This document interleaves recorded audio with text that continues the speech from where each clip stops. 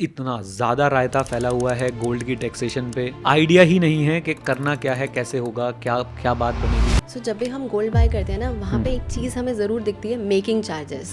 तो वो क्या है और कौन से फॉर्म पे लगते हैं और कौन से पे नहीं। मेकिंग चार्जेस आपकी ज्वेलरी पे 10% से 40% तक चार्ज कर सकता है। वो डिपेंड करता है किसके ऊपर। पहला चीज़ जो हमारे दिमाग में आती है, चोर कहाँ करी जाएगी, रखनी कहाँ है। राइट, चाहे 1% ही सही, चाहे 0.01% ही सही, ये एक रिस्क तो है कि आपके पास फिजिकल गोल्ड है तो इवन बैंक के लॉकर में रखने के बाद भी देयर इज अ रिस्क वो आपको शायद वापस ना मिल पाए। There are only two things which are certain in life, death and taxes. Right, so आप कुछ भी कर लो, कैसे भी कर लो, टैक्स तो आपके ऊपर लगना ही लगना है। एंड मोस्ट इंटरेस्टिंग पार्ट कि भैया ईटीएफ पे और जो गोल्ड म्यूचुअल फंड है, ETF and gold mutual fund, इसमें टैक्सेशन जो है वो कैसे काम करता है। अब मैं आपको एक बोनस टिप देना चाहता हूँ, वो क्या है बताओ।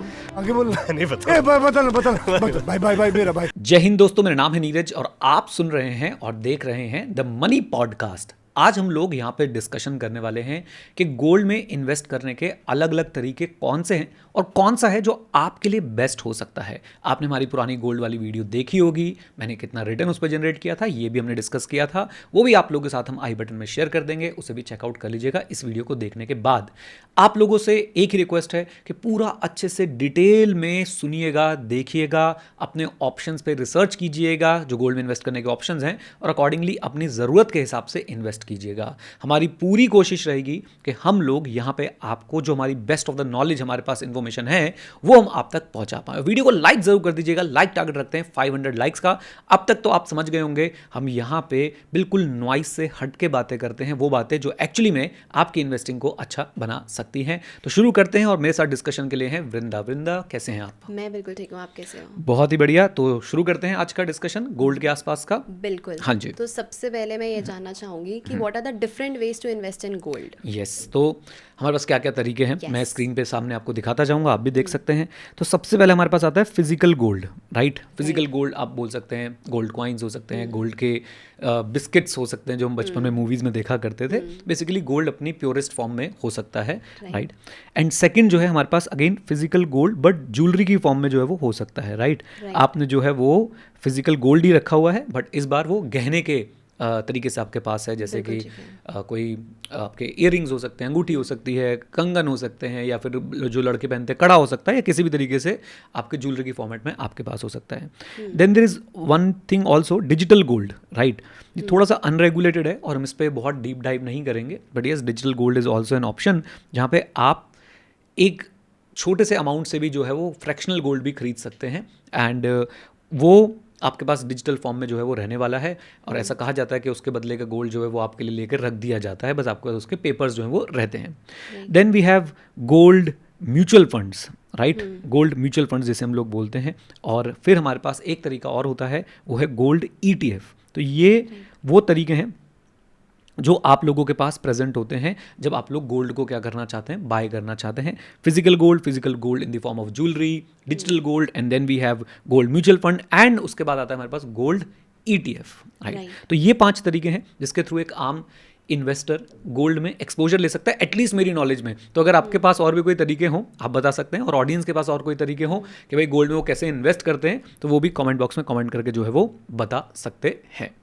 सो अब मैं जानना चाहूँगी, ये कुछ आपने गोल्ड में इन्वेस्ट करने के वो तो बता तरीके तो बता दिए, बट मैं सब में आपको मतलब मैं चाहती हूँ कि हम ना कुछ डिफरेंस डिस्कस कर पाएँ on the basis of.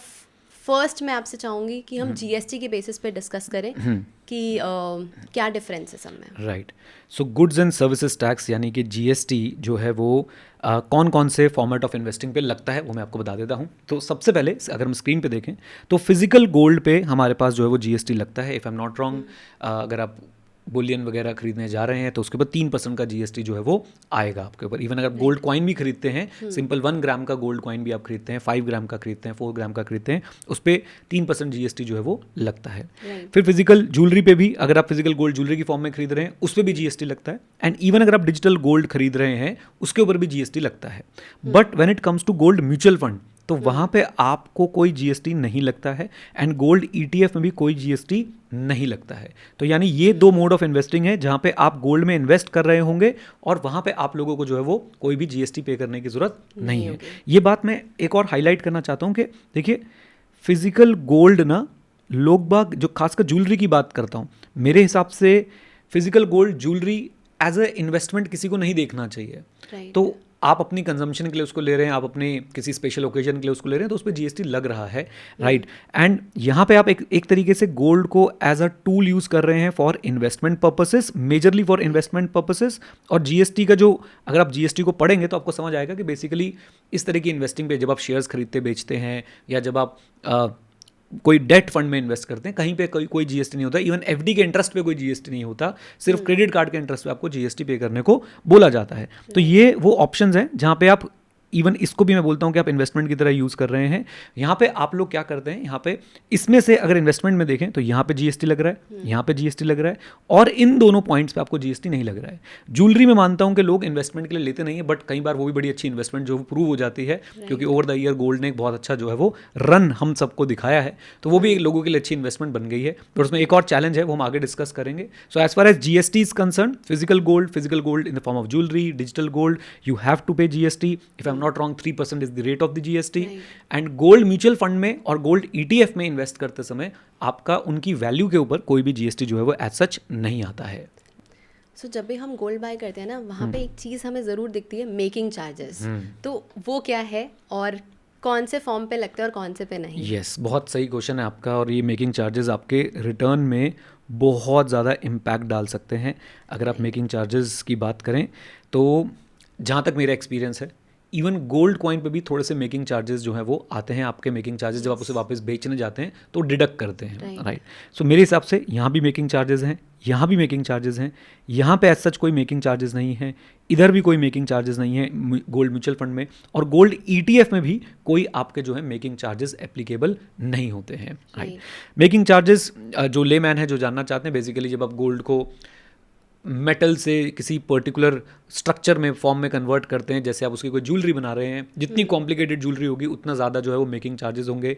If I am not wrong, making charges आपकी ज्वेलरी पे 10% से 40% तक चार्ज कर सकता है। वो डिपेंड करता है किसके ऊपर, जो ज्वेलर है, जैसा उसका ब्रांड है, जैसा जितना कॉम्प्लिकेटेड उसने जो है वो पीस ऑफ ज्वेलरी बनाया है, तो उसके हिसाब से वो मेकिंग चार्जेस आपके 40% तक जो है वो जा सकते हैं। अल्टीमेटली अगेन प्लीज़ समझिए इस बात को, इन्वेस्टमेंट के पॉइंट ऑफ व्यू से ये बेकार है, आप मेकिंग चार्जेस इतने सारे पे कर रहे हैं। बट अगेन ज्वेलरी आपको चाहिए तो आपके टेस्ट पे डिपेंड करता है कि आपको किस तरह का जो है वो पीस पसंद आ रहा है, क्या आपको पसंद आ रहा है, क्या आपको पसंद नहीं आ रहा है, आप कितना उसको एडमायर कर रहे हैं, right.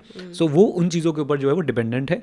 As far as investment is considered, तो अभी आप देखते जाएंगे कि अभी हमारे पास जो है ईटीएफ सबसे बढ़िया आ रहा है, गोल्ड म्यूचुअल फंड सबसे बढ़िया आ रहा है, क्योंकि यहाँ पे ना तो जीएसटी है और ना ही कोई मेकिंग चार्जेस है। डिजिटल गोल्ड पे जीएसटी है, मेकिंग चार्जेस जो है वो नहीं है। तो ये हमारा दूसरा फैक्टर है जो हम लोग इन 5 चीज़ों को डिस्टिंग्विश करने के लिए यूज़ कर सकते हैं, राइट। और मेकिंग चार्जेस में ना सबसे बड़ी प्रॉब्लम ही यही है, मतलब आप पे कर रहे होते हो बट जब सेल कर रहे होते हो तो वहाँ पे कुछ आपको रिटर्न मिलता नहीं है, इट्स जीरो। जो मेकिंग चार्जेस है वो डायरेक्टली डिडक्ट ही हो जाते हैं, राइट। तो ये बात मुझे नहीं पता थी, क्योंकि मैंने अब कभी गोल्ड की ज्वेलरी बेची नहीं है, कभी खरीदी नहीं है, तो बेचूंगा कहाँ से, राइट। एंड ये तो बड़ी डिसहार्टनिंग बात पता चली है कि भाई मेकिंग चार्जेस पूरे के पूरे डिडक्ट हो जाते हैं। इसका मतलब आप यहाँ से एक चीज़ और सीख सकते हैं ना, कि मेकिंग चार्जेस आप अपने हिसाब से जो ज्वेलरी ले रहे हैं उसके लिए पे कर रहे हैं, right. It is adding no value in someone else's life. वो आपके लिए है, आपको डिज़ाइन पसंद आया था, लाओ भाई मेकिंग चार्जेस हमें दे दो, ग्रेट। चलिए, आई थिंक एक और फैक्टर भी हो सकता है जिस पर हम लोग डिस्कशन कर सकते हैं। आपके माइंड में कौन सा फैक्टर आ रहा है? मैं उसके बाद बात करता हूँ। गोल्ड जब भी खरीदा जाता है ना, स्पेसिफिकली ज्वेलरी, बिकॉज मैं स्पेसिफिकली उस प्रोसेस में हूँ जहाँ पे हम बाय कर रहे हैं, because my brother is getting married. तो सबसे पहला चीज़ जो हमारे दिमाग में आती है, ये स्टोर कहाँ करी जाएगी, रखनी कहाँ है, राइट। एंड क्लैरिफाई कर दूं कि इनके दूसरे भाई की शादी हो रही है, इस वाले की नहीं हो रही है, राइट, क्योंकि इस वाले की हो चुकी है पहले से ही। एनीवेज, तो रखा कहाँ जाएगा, मेरे ख्याल से आपका ये जो है वो सवाल था। तो yes, storage is another thing जो हमें ध्यान में रखनी चाहिए। एंड स्टोरेज अगेन, ये सब बातें है बहुत छोटी छोटी, but at the end of the day as a investor जब आप अपने रिटर्न्स निकाल रहे होते हैं, तो ये स्टोरेज, ये मेकिंग चार्जेस, ये जीएसटी, ये सब आपके एक्सपेंसेस होते हैं। एंड मैं आपको इतना एक बड़ा इंपॉर्टेंट प्रिंसिपल बता रहा हूँ, इन्वेस्टमेंट की कॉस्ट जितनी कम होगी ना, उसके रिटर्न्स उतने बढ़िया निकल सकते हैं आपके लिए, राइट। सो ऐसा बोला भी जाता है, इवन जो बड़े बड़े इन्वेस्टर्स रहे हैं in terms of equity, they always say कि भाई focus on your cost also, आपकी कॉस्ट जो है इन्वेस्टमेंट की अननेसेसरली हाई नहीं होनी चाहिए। देखो कुछ ना कुछ कॉस्ट तो आएगी, आप म्यूचुअल फंड में इन्वेस्ट करते हो, आपका एक्सपेंस रेशियो होता है, राइट, आप प्रॉपर्टी खरीदते हो, आपको उसमें ब्रोकरेज देनी पड़ती है, उसमें स्टैम्प ड्यूटी देनी पड़ती है, उसके अंदर आपको बहुत सारे और खर्चे करने पड़ते हैं, ऐसी कुछ ना कुछ कॉस्ट तो आएगी, बट ये सारी कॉस्ट आपके रिटर्न्स पे एक ड्रैग बन सकती हैं। तो ये आपको पता होना चाहिए एटलीस्ट इन्वेस्ट करने से पहले कि भाई मैं अगर इस मोड से इन्वेस्ट कर रहा हूं तो मुझे क्या कॉस्ट बियर करनी पड़ेगी। और उसमें से एक कॉस्ट, जैसा कि आपने अभी डिस्कस भी करना है, हमने अभी आपने बोला स्टोरेज की होती है। अगर फिजिकल गोल्ड है तो आपका स्टोरेज के ऑप्शन क्या है, लेट्स सी स्टोरेज के ऑप्शन क्या, मैं चेक कर रहा हूं कि माइक हमारा सही चल रहा है ना, हाँ। तो अगर फिजिकल गोल्ड है तो हमारे पास स्टोरेज का ऑप्शन क्या है, नंबर 1 आप अपने उस गोल्ड को उठा के भाई घर में रख लो, right, which is prone to theft and many other things. कभी कभी प्रोन टू थेफ्ट, और कई बार तो लोग गोल्ड रख के भूल जाते हैं कि भाई छोटा सा पीस था कहीं रख दिया, मिसप्लेस हो गया, मिल नहीं रहा है, ज़्यादा ही संभाल के रख दिया, राइट। नॉट एवरीवन, बट कई बार ये कॉमन चीज़ है, हम अपनी इंपॉर्टेंट चीज़ें ऐसी जगह छुपा के रख देते हैं कि वो ज़्यादा ही छुप जाती हैं, राइट।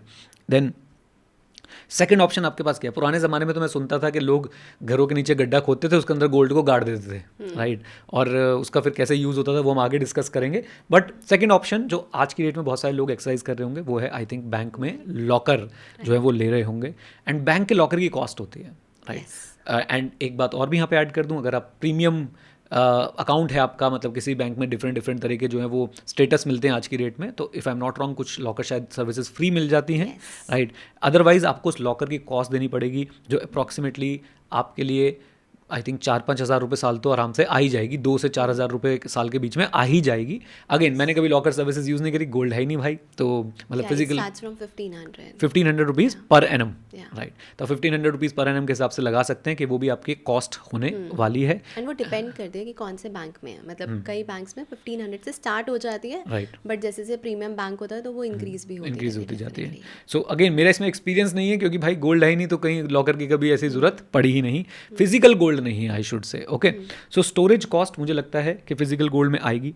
ज्वेलरी में भी आपकी स्टोरेज कॉस्ट भी लगा सकते हैं और स्टोरेज स्ट्रेस भी लगा सकते हैं, स्टोरेज इशू भी लगा सकते हैं। कॉस्ट, स्ट्रेस, इशू, ये आपके फिजिकल गोल्ड में, फिजिकल गोल्ड ज्वेलरी की फॉर्म में आएगा, डिजिटल गोल्ड में नहीं आएगा, गोल्ड म्यूचुअल फंड में तो बिल्कुल नहीं आएगा, एंड गोल्ड ETF में भी आपके पास जो है ये चीज़ प्रेजेंट नहीं होने वाली है, राइट। तो एक और पैरामीटर जो हमें कंसिडर करना चाहिए before you start investing in gold is कि भाई आप लोगों की जो स्टोरेज कॉस्ट है वो कितनी आने वाली है। जब स्टोरेज आप डिस्कस कर रहे हो ना, तो वहाँ पे मेरे को एक और रिस्क दिखता है कि बाय एनी चांस आपकी ज्वेलरी आपने बैंक में भी रख दी है, लॉकर में भी रख दी है, हमें लगता है सेफ है कि बैंक लॉकर में पड़ी हुई है, कंप्लीटली सेफ है, बट अगर बैंक लॉकर में भी कुछ हो गया तो वहाँ पे भी एक लिमिटेड अमाउंट होता है, कुछ इंश्योरेंस होता है, आई एम नॉट श्योर, शायद से वो 5 लाख रुपए है, तो मतलब ऑडियंस एक बार चेक भी कर सकते हैं अपने बैंक के साथ, सिर्फ आपको वही अमाउंट मिलेगा चाहे आपकी ज्वेलरी कितनी भी पड़ी हो। मतलब ये कितना बड़ा रिस्क है। जैसे FD में हम लोग ने डिस्कस किया था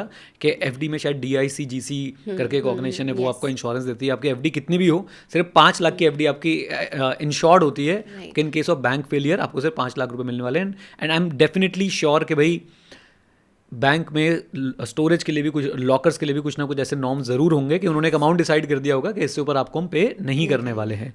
एक बात और देखिए, हम इसको लेके कोई नेगेटिविटी नहीं स्प्रेड कर रहे हैं, आज तक शायद ऐसा हुआ ना हो, शायद किसी बैंक में हुआ भी हो, हमारे पास पूरी हिस्टोरिकल डेटा नहीं है इंडिया का, बट आप समझ रहे हैं कि चाहे 1% ही सही, चाहे 0.01% ही सही, ये एक रिस्क तो है कि आपके पास फिजिकल गोल्ड है तो इवन बैंक के लॉकर में रखने के बाद भी देयर इज अ रिस्क कि वो आपको शायद वापस ना मिल पाए। बहुत रिमोटेस्ट ही है but there is a risk, right. And okay, चलिए, तो ये हमारे कुछ पैरामीटर्स हमने डिस्कस किया आपके सामने, GST, making charges, and then हमारे पास स्टोरेज जो है, ये 3 बेसिक पैरामीटर है। अब हम और भी इस डिस्कशन को थोड़ा सा डिटेल में ले चलते हैं और आपसे और भी चर्चाएं करते हैं। इससे पहले हम आगे बढ़े, मैं आप लोगों को रिक्वेस्ट करूंगा कि आप लोग हमारी फ्री कम्युनिटी भी ज्वाइन कर सकते हैं, और साथ साथ में आपके लिए बहुत सारे कोर्सेज हमने बनाए हैं, basics of stock market, mutual fund investing, become your own financial planner, उनको भी आप लोग चेकआउट कर सकते हैं। और जो मेरे दिल के बहुत पास है वो है इन्वेस्टर्स नोट्स एंड विजडम, आप उसको भी डेफिनेटली चेकआउट कीजिए, आपको बहुत कुछ सीखने को, जानने को, समझने को मिलेगा, राइट।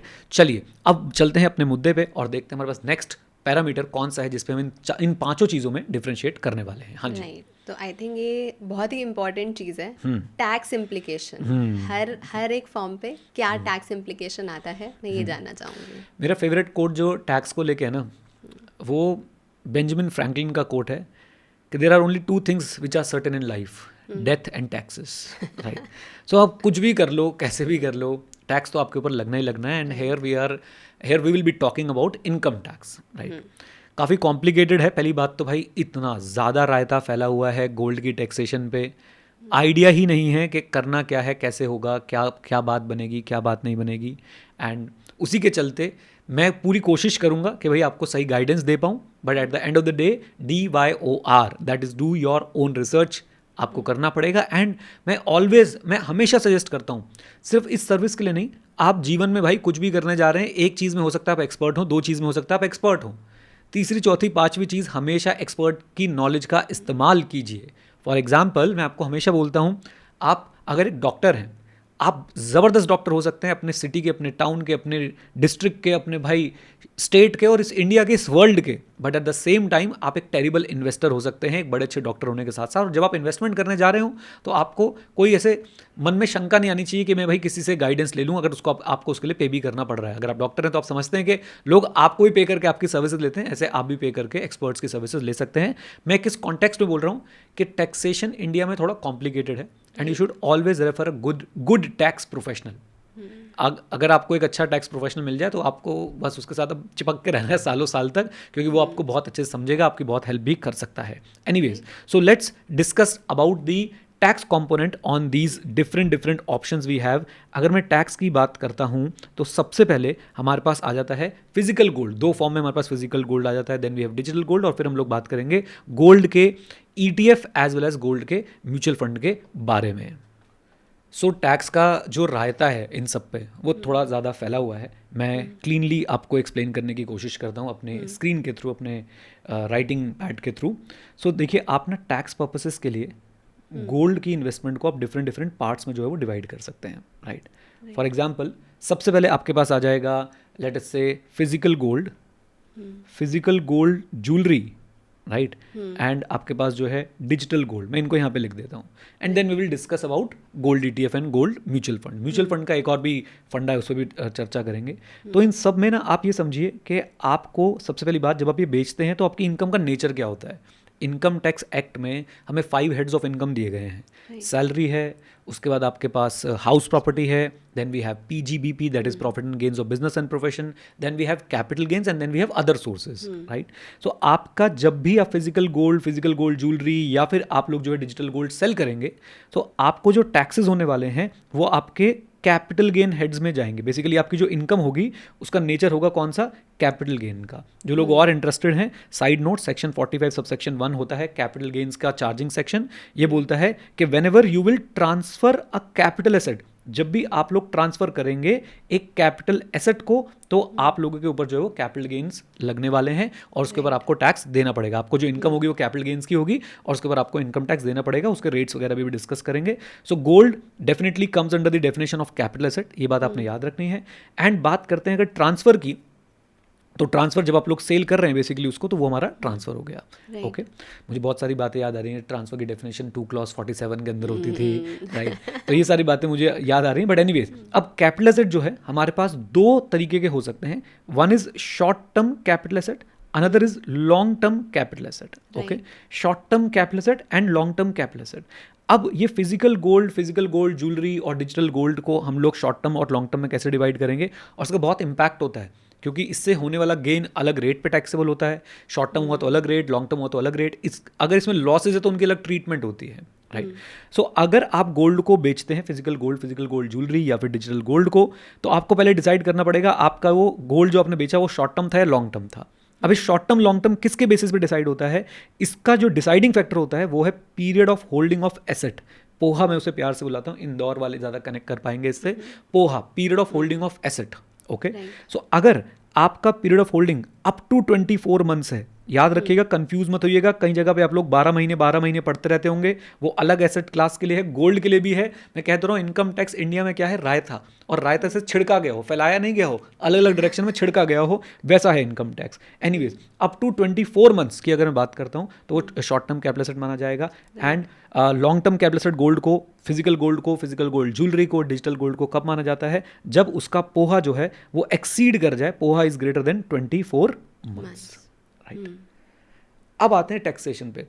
अगर आपने गोल्ड, फिजिकल गोल्ड को अपने पास रखा अप टू 24 मंथ्स, यानी 24 महीने या उससे कम में आपने उसको बेच दिया, तो आपको वो शॉर्ट टर्म कैपिटल एसेट था, शॉर्ट टर्म कैपिटल एसेट बिकेगा तो शॉर्ट टर्म कैपिटल गेन होगा अगर प्रॉफिट आपने कमाया है, और उस केस में आपका जो टैक्स लगेगा वो आपके स्लैब रेट्स पे लगने वाला है मित्रों।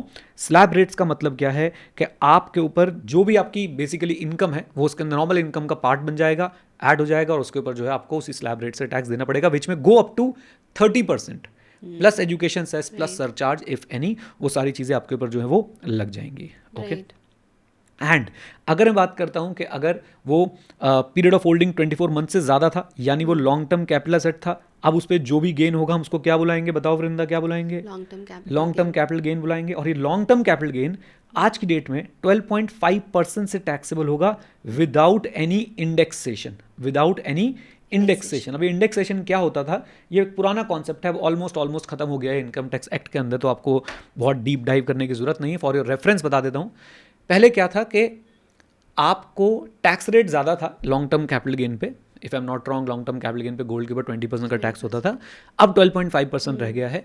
और पहले आपको एक मौका दिया जाता था कि आप अपनी जो कॉस्ट है, मान लीजिए आपने 2001 में कुछ खरीदा था 100 रुपये का, तो इनकम टैक्स वाले आपको एक नंबर बता देते कि उस 100 की वैल्यू आज की डेट में क्या होगी, तो अपनी कॉस्ट को आप इन्फ्लेट करके करंट लेवल्स पे ले आते थे, और उसके बाद अपने कैपिटल गेन्स कैलकुलेट करते थे। इस प्रोसेस को इंडेक्सेशन कहा जाता था। आज की डेट में वो इंडेक्सेशन आपको नहीं मिलेगा, 12.5% विदाउट इंडेक्सेशन आपको जो है उस पर टैक्स देना पड़ेगा अगर आपको लॉन्ग टर्म कैपिटल गेन होता है। व्यूअर्स अगर इसका स्क्रीनशॉट लेना चाहते हैं तो वो स्क्रीनशॉट भी ले सकते हैं, और उसको ज़्यादा डिटेल में समझना चाहते हैं तो प्लीज़ इनकम टैक्स एक्ट 1961 के रेलिवेंट सेक्शंस पढ़िए। एंड मैं बार बार बोलूँगा, DYOR तो है ही, डू योर ओन रिसर्च तो है ही, साथ में आप एक चार्टर्ड अकाउंटेंट को ज़रूर हायर करें जो आपकी इन सब चीज़ों में हेल्प कर दें। ओके, एक टैक्स प्रोफेशनल को ज़रूर हायर करें। Now coming to the most interesting part कि भैया ETF पे और जो गोल्ड म्यूचुअल फंड है, ETF and gold mutual fund, इसमें टैक्सेशन जो है वो कैसे काम करता है वो मैं आपको समझाने की कोशिश करता हूं। आ जाइए मेरे साथ, जरा फ्रेश पेज पे आ जाते हैं। तो हम लोग बात करेंगे अब गोल्ड ETF की। गोल्ड ETF की टैक्सेशन जो है वो कैसे काम करती है। बहुत ही ज़बरदस्त इसके अंदर जो है वो रायता है, एंड वही रायता मैं आपके सामने समेटने की भी कोशिश करने वाला हूँ। तो इनकी जो टैक्सेशन है उसको पहले गोल्ड ETF को समझने के लिए अगेन आपको ये समझना पड़ेगा कि गोल्ड ETF आपके लिए शॉर्ट टर्म कैपिटल एसेट है या लॉन्ग टर्म कैपिटल एसेट है, राइट। एंड अगेन गाइज, ये बहुत कॉम्प्लिकेटेड आपको लग रहा होगा सुनने में जो लोग सुन रहे हैं, बट जैसा है भाई वो मैं आपको बता रहा हूँ। इवन आप डिफरेंट वेबसाइट पर जाकर इसको चेक भी कर सकते हैं, और मज़े की बात, जितनी वेबसाइट पर आप चेक करेंगे उतना आपका दिमाग घूमेगा, उतना ज़्यादा आपका दिमाग घूमेगा, क्योंकि इसमें इतनी कॉम्प्लिकेशंस हैं। कहीं पुराना डेटा दिखेगा, कहीं नया डेटा दिखेगा, कहीं मिक्स्ड डेटा दिखेगा।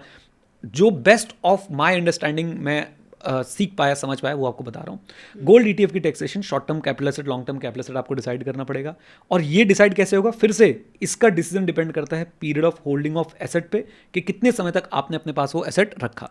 और यहाँ पे जो कट ऑफ वो है वो कितने महीने का है, 12 मंथ्स का। इसका मतलब क्या हुआ, इसका सिंपल सा मतलब है कि अगर your period of holding of asset is less than equal to 12 months, तो आपका गोल्ड ETF बन जाएगा शॉर्ट टर्म कैपिटल एसेट, और अगर आपका period of holding of asset is greater than 12 months, तो आपका गोल्ड ETF बन जाएगा क्या, long term capital asset. And फिर इस पे हम लोग टैक्सेशन जो है वो डिसाइड करने वाले हैं। If it is a short term capital asset, any gain will be short term capital gain, and that will be taxable at the rate of your slab rates. यानी आपके जो स्लैब रेट्स होंगे taxation के वो आपके ऊपर लगेंगे। और अगर लॉन्ग टर्म कैपिटल एसेट है तो that will be termed as long term capital gain, और वो टैक्सेबल होगा at the rate of 12.5% without indexation, right.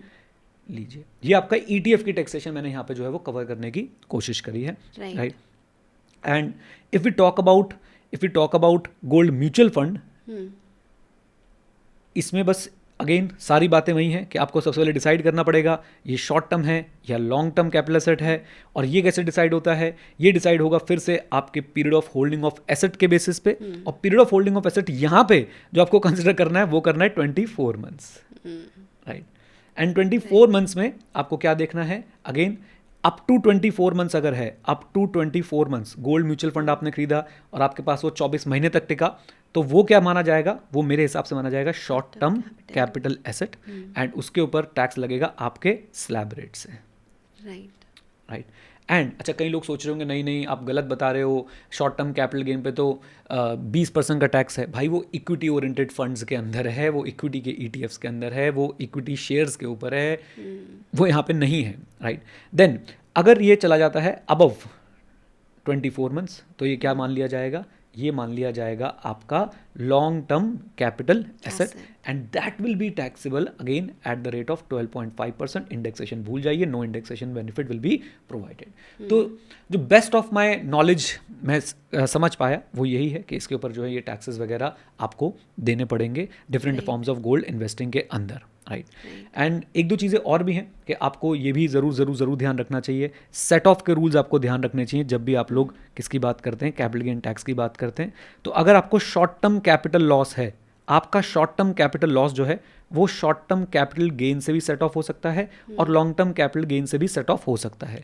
लेकिन अगर आपको लॉन्ग टर्म कैपिटल लॉस है, यानी कि आपने लॉन्ग टर्म तक होल्ड किया और आपको लॉस है और आपने उसे बेच दिया, तो आपको ध्यान रखना है कि वो सिर्फ और सिर्फ लॉन्ग टर्म कैपिटल गेन से ही सेट ऑफ हो सकता है, वो शॉर्ट टर्म कैपिटल गेन से सेट ऑफ नहीं हो सकता है।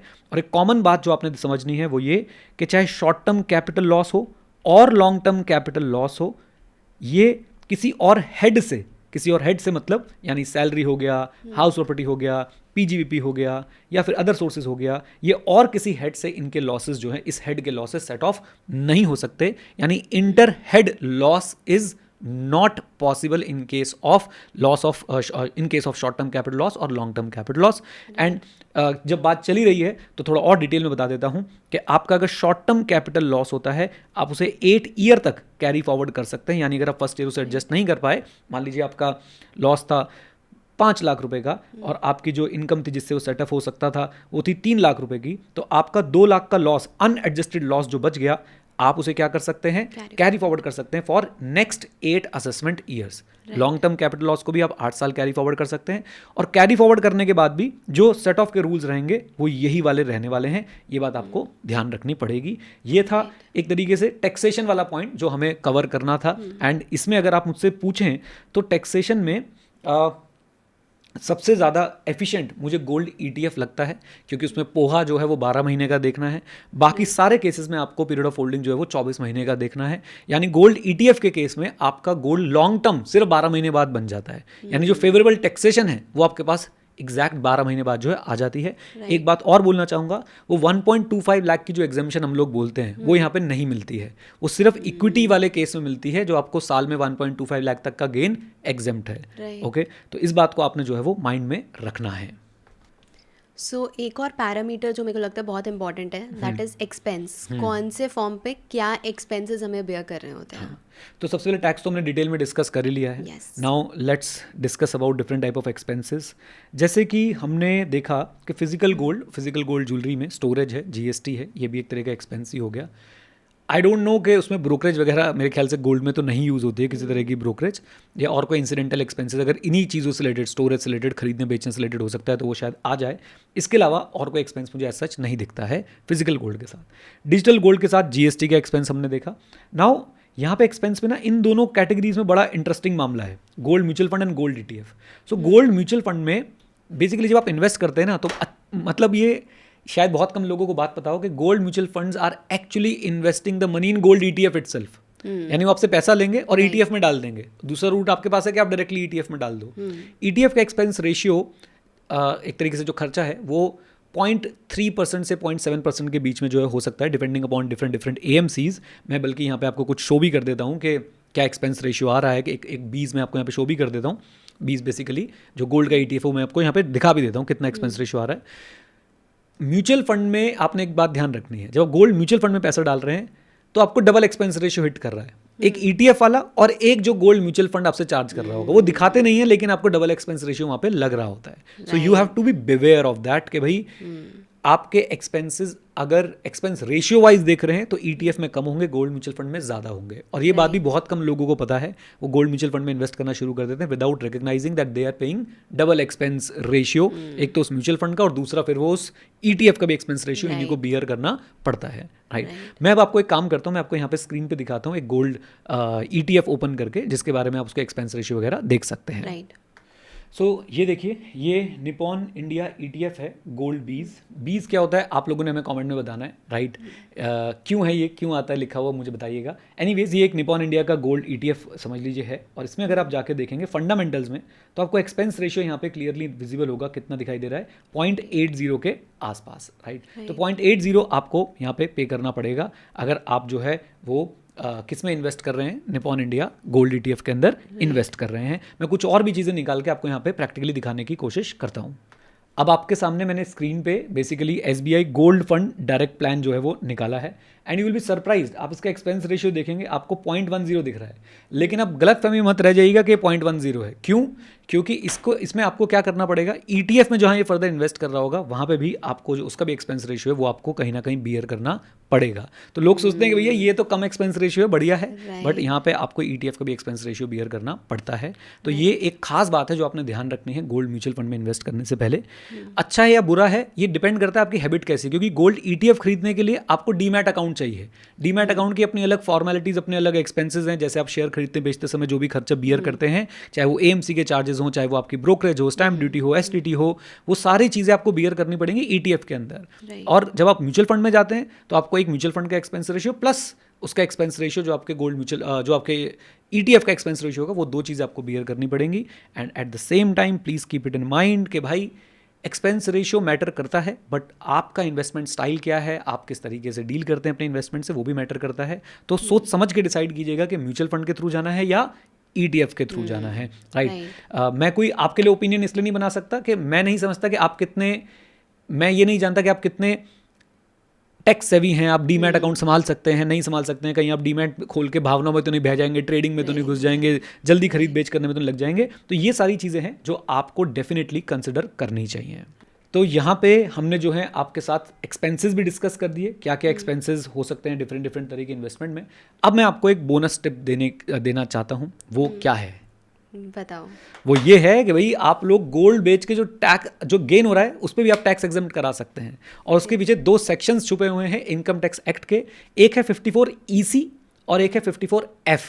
ये दोनों सेक्शंस आपको हेल्प कर सकते हैं अगर आप लोग अपने गोल्ड के लॉन्ग टर्म कैपिटल गेन्स पे टैक्स देने से बचना चाहते हैं। अगर आप बोलेंगे ये सेक्शन डिस्कस करने के लिए तो हम ये सेक्शंस जो है वो डेफिनेटली आपस में मिलकर आपके साथ जो है वो डिटेल में डिस्कस कर देंगे। मैं फिर से सेक्शन रिपीट कर देता हूँ, 54EC एंड सेक्शन 54F।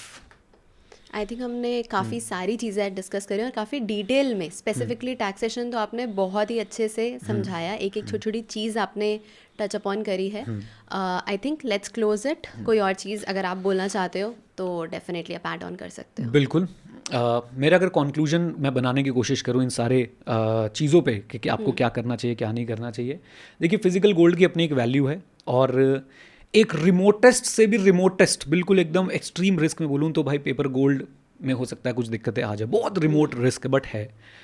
मैं फिजिकल गोल्ड नहीं रखता हूँ, बट देयर आर पीपल जो सिर्फ फिजिकल गोल्ड में इन्वेस्ट करते हैं, उन्हें डर लगता है, और नो वन इज़ क्रेजी, अपने एक्सपीरियंस से वो लोग इन्वेस्ट करते हैं कि भाई कल को लड़ाई हो गई तो गोल्ड लेके भाग जाएंगे, फिजिकल गोल्ड लेके, क्योंकि छोटा सा पीस होगा आपके पास, अगर एक किताब जितना आपने गोल्ड इकट्ठा कर लिया तो वो मोर देन सफिशिएंट, आप उसे लेके भाग सकते हो, उसकी वैल्यू इंटैक्ट रहेगी। सो कुछ इन्वेस्टमेंट आप चाहें तो physical gold in the form of jewellery, Boolean वगैरह कर सकते हैं। Physical gold jewellery investment purpose के लिए बिल्कुल नहीं है। आपको अगर you enjoy wearing gold ornaments तो आप उसको जो है डेफिनेटली कंसिडर कर सकते हैं। डिजिटल गोल्ड मुझे लगता है अनरेगुलेटेड है और मुझे बहुत ज़्यादा समझ नहीं है उसकी, तो मैं किसी को बोल भी नहीं सकता हूँ। Difference between gold mutual fund and ETF मैंने आपको क्लियरली एक्सप्लेन किया। अपनी अप्रोच देखिए, सिंप्लिसिटी के लिए गोल्ड म्यूचुअल फंड है। अगर आप डीमैट अकाउंट हैंडल करते हुए आ रहे हो, आप डीमैट अकाउंट ओपन करवाना चाहते हैं, देन आपके लिए जो है वो गोल्ड ETF है। तो इन दोनों के बीच में डिसीजन आपकी सिंप्लिसिटी और आपके अप्रोच पे डिपेंड करता है। Physical gold and physical gold jewellery मैंने आपको बता दिया है कि आपको क्या करना चाहिए। टैक्सेस वगैरह के लिए 54F और 54EC हम लोग डिस्कस कर देंगे, और आपको अब DYOR शुरू करना चाहिए और डिसाइड करना चाहिए कि आप कौन सा रूट लेना चाहते हैं, राइट? आई थिंक इतना डिस्कशन बहुत है। मिलेंगे आपसे अगली वीडियो में फिर दोबारा से। Thank you very much, stay connected, stay here, जय हिंद। और हाँ मित्रों, सीखते रहें क्योंकि सीखना शुरू तो जीतना शुरू। Bye bye and take care, God bless you all.